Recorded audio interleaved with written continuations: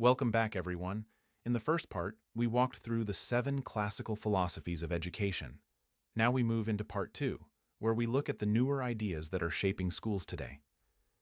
Think about how much the world has changed in just one generation. Technology is everywhere, the climate is shifting, and we are far more aware of the many different kinds of people in our classrooms. Education has to keep up with all of that. So in this session, we will look at 10 newer philosophies that try to answer one simple question. What does learning need to look like in the world we actually live in right now? Let us pause and ask a simple question. Why do we even need new philosophies of education? The short answer is that the world keeps changing, and education has to change with it. Each generation faces problems the last one did not have to solve, so teachers and thinkers come up with fresh ways of looking at learning. Technology is a big one. The way we find, share, and use information today is completely different from 20 years ago, and that changes what students need to learn. Then there are the bigger global issues like climate change, migration, and inequality. These do not stop at any border, so we need learners who can think beyond their own town or country. And finally, we now understand that classrooms are full of very different kinds of learners, and a good education has to work for all of them, not just some. So every emerging philosophy is really asking the same thing. What does education need to do today, in this world, for everybody? Here are the first 4 philosophies, and I like to group them together because they all focus on something bigger than just academic skills. Humanism is about teaching the whole person. It says a student is not just a brain. They have feelings, friends, values, and dreams, and a good school cares about all of those parts. Critical pedagogy comes next. This one is about waking learners up to the world around them. Instead of just memorizing facts, students learn to ask why things are the way they are and how they can make life fairer for others. Then we have globalism. This is the idea that students should grow up thinking of themselves as citizens of the whole world, not just one country. They learn about different cultures, how countries depend on each other, and how their choices ripple outward. And finally, environmentalism, which some people call ecopedagogy. This one teaches that caring for the planet is a moral duty. Students learn to live sustainably and to see the earth as something to protect, not just use. So in short, these 4 are about the person, the society, and the earth we all share. Now let us look at the next 4 philosophies. These focus on technology, fairness in the classroom, and how we understand knowledge itself. Digital humanism is about using technology in a smart, human way. Yes, we use AI, apps, and online tools, but the goal is still to support people, not to replace them. Technology should serve us, not the other way around. Inclusive education is the simple but powerful idea that school should work for every learner. That means children with disabilities, children from different cultures, children who learn differently, all of them get real access to a good education in the same classroom. Then we have constructive realism. This sounds technical, but the idea is straightforward. There are real facts out there in the world, but each student also makes their own meaning from those facts based on their own life and experience. So learning is both about evidence and about personal understanding. Lastly, postmodernism.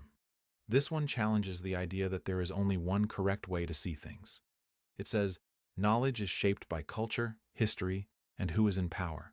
So we should listen to many voices and not assume one group has all the answers. Together, these 4 push us to think more carefully about technology, fairness, and truth. We are down to the last 2 of our 10 emerging philosophies, and these 2 are about fairness and growth that never really stops. The first is feminist educational philosophy.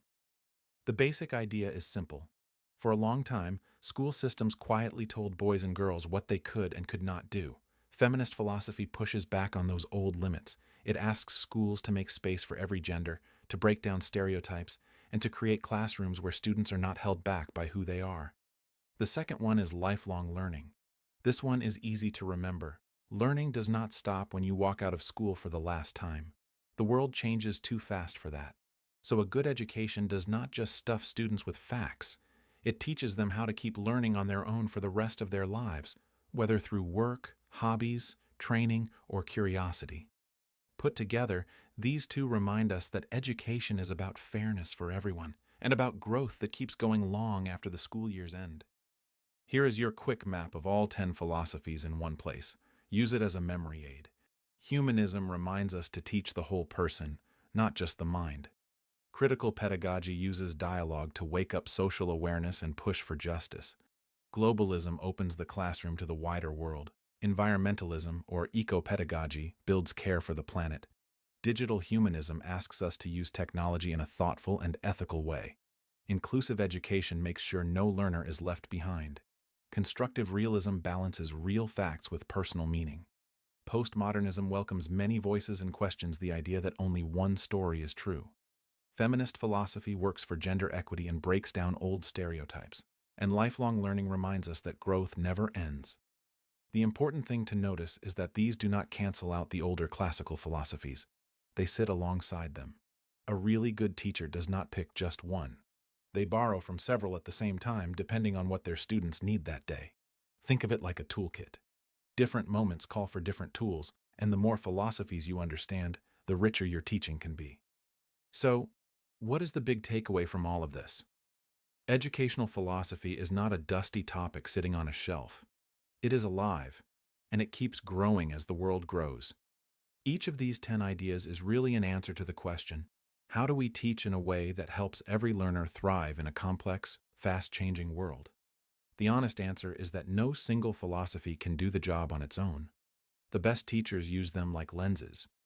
One day you might lean on humanism to support a student who is struggling emotionally.